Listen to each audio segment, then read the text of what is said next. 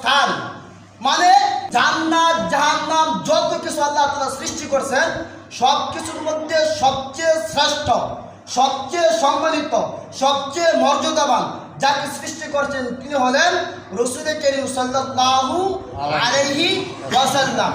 রাসূল করিম সাল্লাল্লাহু আলাইহি ওয়াসাল্লাম এত শ্রেষ্ঠ হওয়ার পরে, এত মর্যাদাপূর্ণ হওয়ার পরে, আল্লাহ তাআলার বন্ধু হওয়ার পরে সমস্ত মানুষটাকে ভালোবাসছে?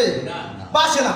এমনকি যে রসুলকে সৃষ্টি না করলে আসমান জমি কোনো কিছু সৃষ্টি করতেন না, এই রসুলকেও কি করছে? হত্যা করার পরিকল্পনা করছে। কিন্তু আল্লাহ পাক রব্বুল আলামিন যাকে রক্ষা করেন, পৃথিবীর কোনো শক্তি আছে তাকে ধ্বংস করা? কোনো শক্তি নাই। আল্লাহ পাক রব্বুল আলামিন রসুলকে কি করছেন? হেফাজত করছেন। আমার মূল উদ্দেশ্য হলো আল্লাহ পাক রব্বুল আলামিন রসুল হক ছিলেন, কাফেররাও জানতেন, কিন্তু কি করছেন? তাদের বুঝার মধ্যে ভুল ছিল। তাদের কি ছিল? বুঝার মধ্যে ভুল ছিল। আর আমাদের সমস্যাটা এটা, আমরা হক জানি কিন্তু বুঝার মধ্যে একটু ভুল।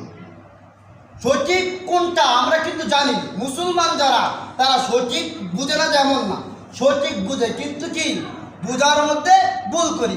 আর এই বুঝার মধ্যে ভুল করার কারণে সঠিক পথটা ছাইরা বেঠিক পথ ধরি।